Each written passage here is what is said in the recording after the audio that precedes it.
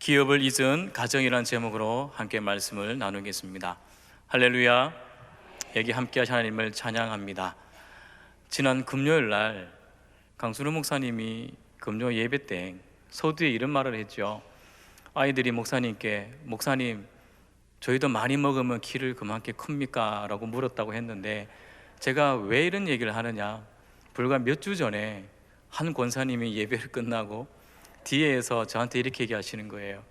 목사님 많이 드시나요? 라고 묻는 겁니다. 제가 그러죠. 권사님 저 많이 먹습니다. 우리 이희숙 권사님이 고등부 함께 하시는데 이미 아시고 많이 담아주시고, 제 아내와 첫 데이트 할 때도 밥집에 반찬을 한 개도 남기지 않아서 아내가 깜짝 놀랐습니다. 그런데 제가 그저께부터 어제부터 몸이 좀 안 좋다 보니까 식욕이 다 사라지더라고요. 그러면서 든 생각이 뭐냐, 진짜 교육자의 몸 관리는 스스로 잘 해야 된다 생각이 들고요. 무더울 때일수록 에어컨 밑에 있는 것이 아니라 조금씩 하나님의 이 주시는 더위도 조금씩은 피하는 것보다는 이겨내고 이 여름을 잘 견뎌냈으면 좋겠습니다. 그리고 제가 왜 이런 얘기를 하느냐, 이 영화부시작하여 계속해서 성경학교 수련회가 진행되고 있습니다. 오늘 특별히 이번 주간은요 4개 부서가 진행되고 있는데 사무실에 있다 보게 되면 교육자님들의 컴퓨터 타자 소리가 타다닥 들려요. 준비한다고 아이들에게 어떻게 하면 말씀을 전할 수 있을까? 이 여름에 어떻게 하면 그 하나님의 말씀을 온전히 전할 수 있고 위대한 여름이 될 수 있을까? 정말 그것이 들려지고 있습니다. 정말 기도 부탁드리겠습니다. 수십 년 동안 한국교회가 세워진 이래로 계속해서 여름 성경학교, 겨울 수련학교가 다 있지만 그때마다 여러분의 최선의 기도를 부탁을 드리겠습니다. 제가 그냥 말하는 것이 아니라 간절한 마음입니다. 기도해 주실 거죠? 감사합니다. 오늘부터 룻기서를 함께 나누려고 합니다. 잠깐 창세기는 내려놓고 룻기를 통해서 또 다른 성경에서 보지 못하는 독특한 하나님의 그 사랑을 함께 보았으면 좋겠습니다. 본문을 보면 여러 사람의 이름이 기록됩니다. 엘리멜렉이라는 사람의 가정 이야기니까 당연히 엘리멜렉이 나오고 그의 아내 나오미가 나옵니다. 두 아들 말론과 기론이 또한 나옵니다. 그리고 이 둘의 아내인 오르바와 룻도 나오고 있습니다. 이 이름들 중에 오늘은 나오미라는 이 여인에게 초점을 맞춰보겠습니다. 본문에 나타나는 나오미는 정말 불쌍한 여인입니다. 영국의 한 설교자가 있습니다. 풀러란 설교자인데 이는 나오미의 불쌍한 모습을 이렇게 묘사했습니다. 여자는 남자보다 연약한 존재이며 여자 중에서도 노년기의 여자는 더욱 약하다. 그 중에서도 과부는 더 불쌍하며 거기에 가난한 가부는 더더욱 측은하다. 나아가 가난한 노년기의 가부 중에서도 자식이 없는 사람은 더욱 처량하며 그것도 먼 타국에서 계기된 자녀 없는 가난한 노년기의 가부는 실로 가련하며 불쌍하다. 진정 욥이 남자 중 가장 많은 고난을 겪었다면 나오미는 여자 중 가장 처량한 재앙에 빠졌다라고 이야기하였습니다. 정말 그렇습니다. 성경에 나오는 나오미는 그 당시의 시선으로 보면 나약한 여자였고 그것도 늙은 노년기의 여자였습니다. 그러니 당연히 그 당시에 약한 자의 대명사였죠. 그런데 그녀의 남편이 죽었고 두 아들도 죽어버렸습니다. 자신의 울타리가 될 이 보호자가 없는 과부가 되었습니다. 거기다가 고향이 아닙니다. 저 이방 땅에서 이런 어려움을 당했으니 얼마나 힘들고 하루하루를 연명해 나가기가 어려웠겠습니까? 오죽하면 그녀에는 자신의 이름을 뭐라고 했었죠? 마라라고 하기까지 했습니다. 마라, 괴로움이라는 의미입니다. 사실 그녀가 처한 상황은 분명 이 나오미의 그 이름, 은혜롭다, 감미롭다 또는 사랑스럽다라는 말들이 이제는 나오미에게 전혀 어울리지 않게 되었습니다. 오히려 마라라는 이 말이 더 어울리게 된 것은 사실입니다. 오늘은 우리가 이토록 불쌍하게 된 나오미라는 여인을 나르려고 한 이유는 신앙적인 측면에서 너무나 중요한 요소이기 때문에 살펴보려고 합니다. 함께 나누면서 우리의 신앙을 더욱더 살피고 이 여름 더욱더 주님 앞에 나아가기를 간절히 소망합니다. 첫 번째로 기업을 떠나는 가벼운 신앙의 모습을 보게 됩니다. 여호수아로 더불어 이루어진 가나안 땅, 즉 기업을 나누는 일은 결코 가벼운 일이 아니었습니다. 이 일은 신중을 기하며 이루어진 일이며, 무엇보다도 이 일은 하나님께서 이스라엘에게 하신 약속에 의해서 이루어진 것입니다. 기업은 변할 수 없는 항구적인 것입니다.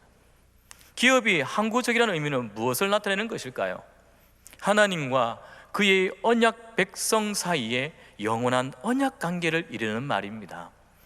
그 기업이라는 것은 그저 땅이라고만 생각해 볼 수는 없지만, 엄밀한 의미에서 기업이라는 것은 우리의 신앙적인 생명과도 같습니다. 그런데 엘리멜렉은 자신의 기업인 이 가나안 땅 베들레헴 에브랄에서 기근이 오자 기업을 뒤로 한 채로 모압 땅으로 건너가 버립니다. 그런데 그들이 모압에 기근한 기간을 보니까 한두 해가 아니라 10년이 넘어가고 있습니다. 그런데요, 만약 단지 기근을 피하기 위함이었다면 10년씩이나 모압에 머무르지 않았을 것입니다. 이것은 이제 그들이 그의 마음속에 이미 하나님의 기업에 대해서 신중하게 생각하는 것이 사라졌음을 나타내 주고 있습니다. 어떻게 해서 이렇게 기업을 가볍게 여기는 일이 일어났는지 1절에 그 배경이 잘 드러나고 있습니다.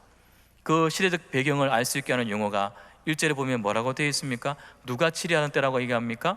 사사들이 치리하는 때라고 말씀하고 있습니다. 즉 사사시대죠. 우리는 사사시대를 너무 잘 알고 많이 들어왔습니다. 엉망진창의 시대죠.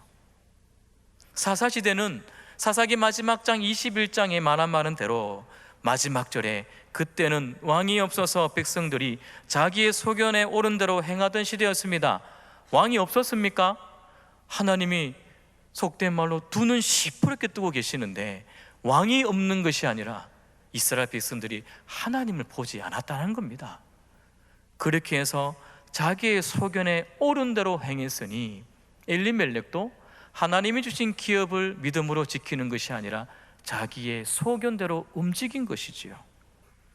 여호수아와 같은 훌륭한 지도자가 없기 때문에, 또는 사람의 마음이 말씀에서 떠나고 또한 하나님에게서 떠난 자기들의 마음대로 살던 시대가 바로 이 시대였어요.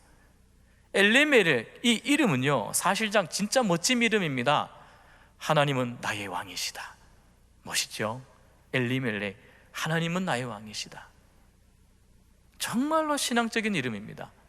성경에 나타난 엘리멜렉들은 대부분 신앙적인 위인들이었습니다. 그러나 사사시대에 살던 엘리멜렉, 이 사람은 그 이름과 달랐습니다. 여호와는 나의 왕이라는 이름을 가졌지만 그의 행위는 하나님의 기업을 중요하게 여기지 않고 자기 살 길을 찾아서 떠돌아다녔던 가벼운 사람이었습니다. 물론 당시에 농경사회였고 기근이 일어나면 살아가기 힘든 시대인 것은 분명합니다. 하지만 성경에서 나타나는 기근은 대개 하나님 앞에서 바르게 서지 못할 때 내려지는 심판의 성격이 강했습니다. 왜냐하면 언약의 땅 가나안에서 이스라엘이 하나님의 뜻에 순종하여 살기만 한다면 풍성한 소출이 약속되었기 때문에 그렇습니다. 신명기 28장 1절에서 14절 내용이 그러한 내용인데요, 제가 읽어드리겠습니다. 앞에 띄워지지 않지만 간략하게 읽어드릴게요. 28장 1절에 내가 내 하나님 여호와의 말씀을 삼가 듣고 내가 오늘 내게 명령하는 그 모든 명령을 지켜 행하면 내 하나님 여호와께서 너를 세계 모든 민족 위에 뛰어나게 하실 것이라. 그리고 뒤에 보면 각종 복이 언급되어 있습니다.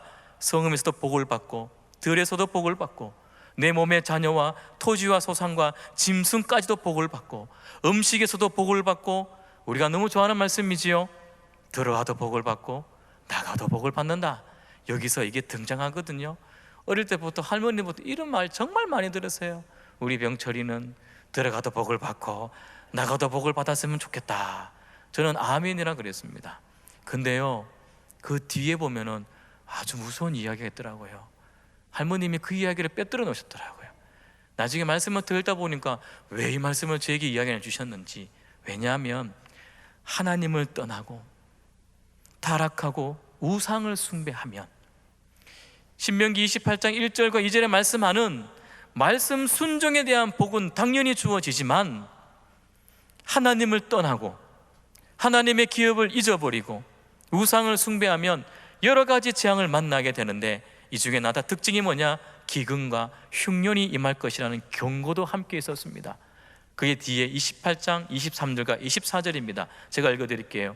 내 머리 위에 하늘은 노치 되고 내 아래 땅은 철이 될 것이며, 여호와께서 비 대신에 티끌과 모래를 내 땅에 내리시리니 그것들이 하늘에서 내 위에 내려 마침내 너를 멸하리라. 여러분, 이 축복과 저주는 어느 땅에 있을 때 하나님께서 선포하신 것입니까? 약속의 땅 가나안에 거주할 때에 이러이러하면 이러하게 될 것이다. 그러면은 이렇게 기근이 왔다는 것은 어떤 의미일까요? 당연히 그렇게 살지 않았다는 것이죠. 여러분, 실제적으로 이것은요, 보여지는 기근뿐만 아니라 우리의 영원한 삶 속에 영적 고갈이 있지 않습니까?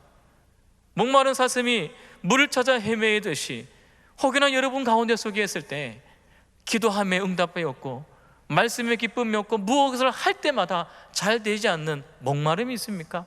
다시 한번 내 신앙을 점검해 봤으면 좋겠습니다. 복만은 바랬지만은 내가 과연 가장 우선순위 되는 하나님 말씀을 내 중심 가운데 우선순위를 두었는지를 다시 한번 살펴봐야 돼요. 복 이전에 하나님이라는 거예요. 모든 복의 근원은 주님밖에 없습니다. 그 하나님을 내가 함께 거하지 못하고 내 속에 두지 못하고 있으면서 하나님 없는 기도, 하나님이 빠뜨린 말씀, 하나님이 없는 예배는 결코 그것은 풍성하지 못합니다.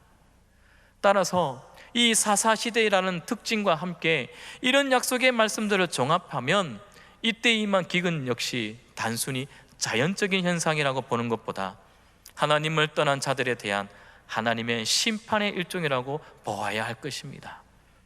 그러나 이런 영적 문제를 깨닫지 못하고 해결책으로 먹을 것을 찾아서 이방 족속인 모압 땅으로 들어가는 것, 그거 절대로 바른 선택이 아니라는 것은 분명합니다. 진짜 어쩔 수 없는 선택이라 하더라도 앞에 나누었지만은 몇 해만 그렇게 있다가 기업으로 돌아갔어야 했어요. 그렇지 않고 10년까지 모압에 있었다는 것은 신앙적인 유산을 받은 사람으로서 했어도 안 될 일이라는 것이죠. 그러면 이런 결과가 일어난 원인이 무엇이겠습니까? 이들에게는 하나님이 주신 기업을 가볍게 여길 정도로 그 신앙이 나태해져 있었다라는 것입니다. 사사시대의 전형적인 모습이 그들 가정 속에도 반영되었던 것이죠. 우리의 신앙도 점검해 보았으면 좋겠습니다. 신앙을 가볍게 여기는 태도가 우리에게 있지 않은가 하는 점검 말입니다. 사사시대는 여호수아 시대의 정신을 잃어버렸습니다. 여호수아 시대의 정신은 무엇입니까? 어떻게 하면 하나님이 하신 그 명령을 이룰 수 있을까?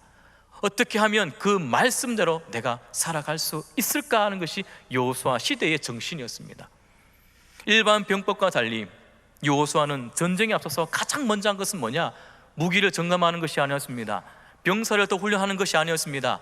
그들과 구별된 하나의 행위를 하나님께 헌신했습니다. 할례를 했죠. 말도 안 되는 행위를 했죠. 세상 사람 볼 때 미쳤다고 말할 수 있는 그 행위를 여호수아는 믿음으로 했다라는 것입니다. 그러나 하나님께서 함께 하신 방법이기 때문에 여호수아는 이스라엘 백성들을 이끌고 그리고 기업 나누는 일까지도 그 가운데 잘 해낼 수 있었던 것을 우리는 알고 있습니다. 그런데 그런 정신이 사사시대에 무너졌습니다. 이게 국가적으로, 가정적으로, 개인적으로 무너졌다는 것이죠. 중요하게 여기던 이 신앙적 가치를 하찮게 여겨진 것, 그것이 바로 그 시대의 상황이었습니다. 그러므로 오늘날 우리는요, 하나님을 찬양하고 말씀을 듣는 이 예배를 목숨보다 더 중요하게 여기시기를 간절히 소망합니다. 교회의 몰락은, 교회 건물의 몰락도 성도 숫자의 몰락이 아닙니다. 예배가 몰락한 교회는 몰락한 교회입니다. 신앙적인 가장 기본적 가치는 무엇이냐? 바로 예배라는 거예요. 나오미의 그 황량한 상황은 이렇듯 신앙의 가장 중요한 가치들을 포기한 데서부터 온 것으로 보아야 하는 것입니다. 둘째로 이방 여인과 결혼하는 것도 문제였습니다. 모압 땅에서 10년을 살다 보니까 자연히 발생하는 문제가 바로 이런 문제였는데, 자녀의 결혼이었습니다. 나오미는 두 아들 말론과 기론의 결혼을 모압 땅에서 모압 여인과 하게 합니다. 그들이 바로 오르바와 루치입니다. 제가 가끔씩 권사님들 아니면 지사님들께서, 우리 교회 분들입니다, 한 분을 지칭하는 것이 아니라 이상하게 저한테 많은 얘기를 하더라고요. 목사님, 주변에 좋은 사람 없습니까? 라고 묻습니다. 제가 속으로 그랬죠. 라로 목사님 찾아가면 되는데. 그런데 그 뜻이 무엇인지를 제가 잘 알아요. 무엇일까요? 저를 통해서 믿음의 배우자를 연결시키고 싶은 어머니의 마음 아니겠습니까? 만약에 아무나 결혼하고 정말 잘나고 멋진 세상 사람 구별 없다 하면은 저한테 오지 아니하고 다른 또에 문을 두드렸을 거예요. 그런데 제가 그럽니다. 라 목사님 찾아가십시오 하지 아니하고 저도 기도하고 한번 찾아볼게요. 저는 진짜 간절히 기도합니다. 믿음의 사람을 연결시키기 위한 믿음의 부모님의 간절한 기도가 분명히 반드시 이루어질 줄 믿으며, 그것은요 우리 믿음의 사람으로서 당연히 해야 할 겁니다. 그런데 이 이스라엘의 믿음의 조상이었던 아브라함이, 그리고 야곱과 그들이 또 이삭이 어떠한 아내를 맞이했는지, 그들의 손주들이 어떻게 믿음을 지켰는지 잘 알고 있음에도 불구하고 어떻게 합니까? 모압 여인을 맞이해 버립니다. 하나님은 분명히 말씀하셨어요. 모세에게도 여호수아에게도 이방 족속과 결혼하는 것에 대해서 반드시 경계시키고 금지시켰습니다. 언약 밖에 있는 사람들 때문에 그들과 함께 하다 보면 자연스럽게 그들의 문화와 동화되어 갈 수밖에 없기 때문에, 그 동화되는 가장 빠른 지름길이 뭐냐? 바로 믿지 않은 사람과 결혼이었거든요. 제가 이 얘기 가지고 새벽기도 때 한번 한 적이 있습니다. 어떤 청년이, 국사님 그러면 전도 어떻게 해요? 제가 막 뭐라했어요. 왜 결혼을 전도의 도구로 삼느냐? 하나님 주신 그 가정의 단계를, 신성한 그 결혼을 왜 전도로 삼느냐? 제가 그랬습니다. 혹여나 믿지 않는 형제 자매가 있는데 너무 좋고 놓치지 못하겠다, 그러면 전도하고 만나라 그랬어요. 근데 혹여나 전도하기 전에 만났다, 그러면 결혼하기 전에 예수 믿게 만들고 결혼해라 그랬어요. 왜냐하면 안타까운 이야기지만은요, 여러분, 연애 때 말을 더 잘 들을까요? 결혼하고 난 다음에 말을 더 잘 들을까요? 연애 때를 하신 분 회개하셔야 됩니다. 보면 대체적으로 연애 때 말 잘 듣고 결혼하게 되면 입을 싹 닦는 사람 더러 제가 봤어요. 결혼의 문제는 가장 큰 문제입니다. 가정과 가정이 만나지만은요, 나의 믿음의 자존심과 하나님과의 관계 속에서 이 믿음을 지키느냐 안 지키느냐, 그 단계거든요. 그렇기 때문에 목숨을 걸고서라도 믿음의 사람 만나야 되고, 여러분 그렇게 만나도록 우리 대학부 청년부에서, 아니 중고등부 우리 아이들 세대를 위해서 꼭 기도 부탁드리겠습니다. 아무튼지 나오미는 모압 여인이었던 오르바와 우리가 잘 아는 룻과 결혼시켜 버렸습니다. 문화적 면에서 그들과 동조되어 갔고, 이 모든 것들이 바로 신앙적인 통찰력이 부족했기 때문에 그러하게 되었다는 것을 볼 수 있죠. 우리 역시 세상 문화에 푹 빠져들어 믿음의 통찰력을 잃어버리고 하나님의 이 거룩함을 가볍게 여기는 일들이 있지 않나 돌아보아야 합니다. 그중 가장 경계할 것이 무엇이었을까? 물질 만능주의, 물질을 섬기는 맘모니즘. 맘몬이라는 부라는 뜻을 말하는 아람어 마모나와 거기서 유래된 그 언어를, 그 유래한 그 성서적 용어를 바로 맘모니즘이라고 나중에 나오는데요, 성경에서는 이것을 부정적인 의미로 말하고 있습니다.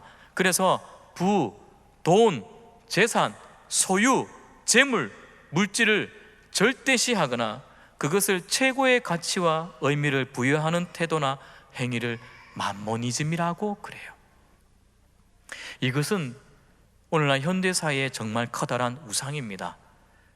현대사회는 정말 어찌 보면 거의 물질로 움직여진다고 봐도 무방합니다.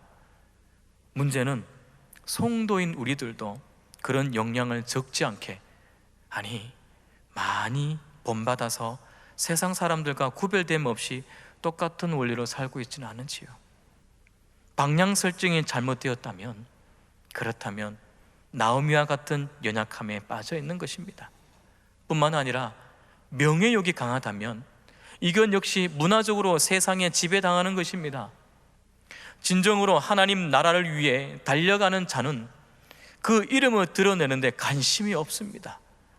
끝까지 하나님 나라가 이루어지느냐, 그 하는 그 본질적인 것에 관심을 갖습니다. 하지만 안타깝게도 나오미는 자신도 모르는 사이에 10년의 세월 속에서 세상 문화와 너무 친근해져 있었고, 또 한 가지 과정은 무시하고 결과만 중시하는 것도 세상의 문화인데, 부흥이라는 결과만 있으면 과정은 어떠하든지 괜찮다며 눈 감아 버리는 경우 있지 않습니까? 나오미의 그 가정도 굶기가 싫어서 배만 부르면 됐지, 우리가 굶지 않으면 됐지, 그 마음으로 그 땅 가지 않았을까요? 그러나 성령의 문화가는 절대로 그렇지 않습니다. 여호수아가 가나안을 점령하는 결과만 중요했다면 그는 요단강을 건넌 후에 할례를 행하는 어리석은 짓을 하지 않았을 거예요. 이것은 세상적으로 볼 때 분명 얼마나 어리석은 짓인지, 그러나 그는 가나안을 점령하는 모든 일에 앞서서 하나님이 말씀하신 대로 이루어져야 한다는 의미가 있다는 것을 잘 알았기 때문에 요단강을 건너자마자 제일 먼저 한 것이 그동안 하지 못했던 하나님의 구별된 모습의 상징이었던 할례를 행하며 절기를 지켰다는 것입니다. 그렇게 하면서 기업을 나눈 일을 마쳤기에 그 모든 과정 속에서 성공할 수 있었던 것이죠. 우리는 이 시대의 문화에 빠져버리면 안 됩니다. 오히려 이 시대 속에서 우리 성도가 공유할 문화를 창출해야 됩니다. 바로 복음의 문화. 그럴 때 나오미와 같은 암담한 모습을 맞이하지 않고 하나님의 약속대로 하나님의 상을 밟게 될 것입니다. 그리고 사드락과 메삭과 아벳느고처럼 혹시나도 그리 아니하실지라도 하나님만 철저하게 따르는 믿음의 문화를 철저히 지키는 우리 모두가 되기를 간절히 소망합니다. 마지막으로 한 가지 더 살필 것이 있습니다. 그것은 무엇이냐? 여호와 하나님의 계획과 은혜라는 거예요. 나오미의 이 가정을 놓고 볼 때 사실 정말로 비판할 것이 가득합니다. 칭찬할 것 솔직히 없습니다. 지금까지 살펴본 것처럼 기업을 떠났고 자녀들을 이방 여인과 결혼시켰습니다. 신앙적인 중요한 가치들을 버린 것이며 또한 세속 문화 속에 빠져버렸습니다. 서론에서 말씀드린 대로 이 영국의 설교자 퓰러가 뭐라고 묘사했느냐, 나오미가 세상에서 가장 비참한 여인이 된 것은 바로 이런 신앙적인 불성실함에 있었던 것이라고 말했던 것처럼, 그런데요, 인간적인 모습 봤을 때는 실패한 가정이고 기업을 잊어버린 가정이라 할지라도 하나님은 그 가정을 쓰셨어요. 그 가정을 쓰셨어요. 여러분 보세요. 우리가 나오미 가정을 보고 절대로 손가락질하면 안 됩니다. 죄송한 이야기지만 저부터도 그렇습니다. 나오미보다 나은 것이 무엇이 있을까요? 우리의 삶 가운데 때로는 이룬 것이 만족하지 못해서 불평불만 터뜨리고 하나님께 감사하지 못한 모습이 우리 안에 있지 않습니까? 어떤 분이 저에게 전화가 왔습니다. 신앙 상담을 하신 분인데 우리 교회 분은 아니시고요. 목사님, 함께 교회 섬기는 분 중에 참 저에게 저의 상처 주는 말을 했어요. 그때부터 제가 교회를 나가고 있지 않습니다. 근데 많은 분들이 전화를 와서 저에게 다시 교회 나라고 권면하고 있는데 제가 그랬습니다. 그 사람이 나한테 와서 사과하지 않으면 나는 교회 가지 않겠다. 제가 그 말을 들었을 때 사실 그 상대방이 정말 잘못한 건 맞더라고요. 정말 속상했겠습니다. 정말 마음이 아팠겠습니다 라고 얘기를 했는데, 제가 그래도 목회자잖아요. 말씀이 입각하여서 제가 이런 얘기를 했습니다. 권사님, 제가 조심스럽게 말씀드리고 싶은 것은 그 사람이 꼭 와서 사과를 해야 평안을 얻을 수 있습니까? 예수님 말씀하셨잖아요. 세상에서 줄 수 없는 평안을 내가 주겠다고 했는데 사람의 사과를 받아야지 평안을 얻을 수 있습니까? 그거 아니라고 저는 생각이 들어요. 그 사람의 잘못된 행위는 내가 판단할 것이 아니라 누구에게 맡겨야 됩니까? 하나님께 맡겨야 되죠. 예수님 잡히실 그날 밤에 말고의 길을 자른 베드로에게 뭐라고 말씀하셨습니까? 칼로 든 자는 칼로 망한다 했지요. 여러분, 분명히 육신의 행위로 칼을 드는 것도 무섭고 해서는 안 될 일이지만 우리 마음에 칼을 품으면 안 됩니다. 우리의 마음에 하나님과 기쁨과 복음의 가치관이 아니라 내 마음속에서도 칼을 품고 믿음을 살아간다? 그건 말도 안 되는 것이죠. 여러분, 성경 말씀을 보게 되면 수많은 사람들이 실패했지만은 전적인 하나님의 개입을 통하여 그들도 사용되더라니까요. 우리 가운데 속에서 있을 때에 제가 잠깐 나눴던 그분의 삶이, 전화를 통해서 신앙 상담했던 그분의 삶이 혹여나 여러분 가운데 혹시 있습니까? 이 자리에 다시 한 번 더 깊게 생각했으면 좋겠습니다. 주님의 심정으로 바라봤으면 좋겠습니다. 이런 나를 사랑하셔서, 이러한 나도 필요하셔서, 이러한 나도 들기 위해서 사울을 사용하기 위해서 다메섹에서 만나주셨던 것처럼 하나님은요, 나오미 가정을 통해서 사용하셨습니다. 성경에서 등장해 만드셨습니다. 무엇을 위해서요? 루치라는 그 한 여인을 등장시키기 위해서죠. 이 여인이 어떤 여인입니까? 모함 여인이었고 우상을 섬기는 나라의 한 여인이었습니다. 어떻게 보게 되면 언약 밖의 백성이었습니다. 그러나 나오미라는 그 가정을 만남으로 인하여 하나님을 알게 되었고, 그가 어떻게 됩니까? 위대하신 예수님의 족보에 올라가게 되었어요. 그리고 그 족보의 이름을 올라갔을 때에 여러분, 우리는 무엇을 느낍니까? 부럽다. 그럼 부러워하지 마십시오. 이 자리에 불러진 그 자체가 우리는 기쁨일 줄 믿습니다. 그러므로 여러분들, 모든 열방을 구원하시려는 하나님의 사랑과 구원의 역사에 집중하시기를 소망합니다. 나오미의 모습이 하나님 그렇습니다. 내 모습이었습니다. 그러나 오늘의 말씀처럼 일어나도 사용해 주시고 소망하건대 하나님의 축복의 통로가 되게 하여 주시옵소서.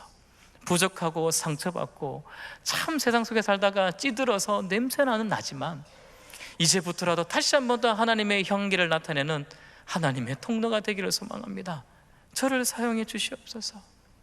나오미 가정을 통해 만날 룻은 어떻게 됩니까? 다윗으로 이어지는 구원의 약속, 그리고 다윗 언약의 정점이 되었던 메시아이신 예수 그리스도에 대한 약속이 이루어져 가고 있었다라는 것. 그런 면에서 한 가정의 신앙적인 몰락에도 불구하고 그런 데에서부터 놀라운 구원의 역사를 이루어 가시는 하나님의 주권적인 섭리의 역사를 우리는 보게 됩니다. 이것이 바로 전적인 하나님의 역사이며 하나님의 은혜이며 하나님의 주권으로 이루어지는 것입니다. 결코 나오미의 신앙이 뛰어난 것이 아니라 그 누구도 막을 수 없는 하나님의 전적인 그 역사. 창세기 28장 15절에 보게 되면 한 사람의 고백이 나와요. 야곱의 고백인데요, 어떤 고백이 배경이냐? 형을 속이고 아버지를 속이고 목숨을 부지하기 위하여 저 바단 아람으로 도망가고 있습니다. 600km가 됩니다. 근데 가다가 너무 지쳐서 100km 잠식하다가 길가에서 잠을 청하게 되지요. 그날 밤 환상 중에 하나님이 나타나셔서 사닥다리를 보여주시고 내가 너와 함께 하겠다, 이 땅을 주겠다, 내 자손에게 복을 주겠다, 네가 돌아올 때까지 내가 떠나지 않겠다, 그 얘기했을 때에 야곱이 잠을 깨어서 뭐라고 얘기하셨습니까? 뭐라고 얘기했느냐? 하나님이 과연 여기 계시거늘 내가 몰랐다라는 거예요. 다른 말로 얘기하면 하나님이 항상 계셨는데 내가 이제야 알게 됐다라는 거예요. 30장에 보게 되면은 야곱이 아롱진 양, 전박이 양, 각양각색으로 그 방법 가운데 속에서 하나님의 은혜로 재산이 많아지게 되었습니다. 그런데 이 외삼촌의 아들들이 뭐라고 얘기했느냐? 아주 가장해서 얘기합니다. 아버지, 제가 아버지의 재산을 다 뺏어갑니다. 어디 다 뺏어갑니까? 그런데 성경에 그대로 나와 있어 다 뺏어간다고 얘기되어 있어요. 그 얘기를 들은 야곱이 겁이 나고 두렵습니다. 외삼촌의 얼굴을 보니까 처음 만났던 감격의 얼굴이 아니라 얼굴색이 싹 변한 거예요. 어떻게 될까요? 어쩔 수 없이 외삼촌의 장막에 가는 야곱의 신세이기 때문에 그의 모든 행위와 명령 가운데 순종할 수밖에 위치지 않습니까? 그때에 하나님이 나타나셨습니다. 뭐라고 나타나느냐? 걱정하지 마라, 내가 너와 함께 하겠다. 그 말을 듣는 야곱이 뭐라고 얘기합니까? 아내들을 다 부르고 난 다음에 너희들의 아버지가 나에게 이런 마음을 품고 이렇게 되었지만은 난 두려워하지 않는다. 하나님이 나와 함께 하시기 때문에. 할렐루야. 하나님 함께 하십니다. 이것은요 잠깐 잠시 살았다 오는 것이 아니라 시편 121편처럼 우리의 출입을 영원부터 지키시는 하나님이 졸지도 아니하시고 주무시지도 아니하시고 지금 이 순간에도 있다라는 사실을 꼭 기억하시고, 다만 우리가 해야 할 것은 무엇일까요? 주님 주신 그 기업을 잊지 않았으면 좋겠습니다. 영원한 그 기업, 은혜의 축복의 기업, 그 하나님을 잊지 않는 우리 모두들 되기를 간절히 소망합니다.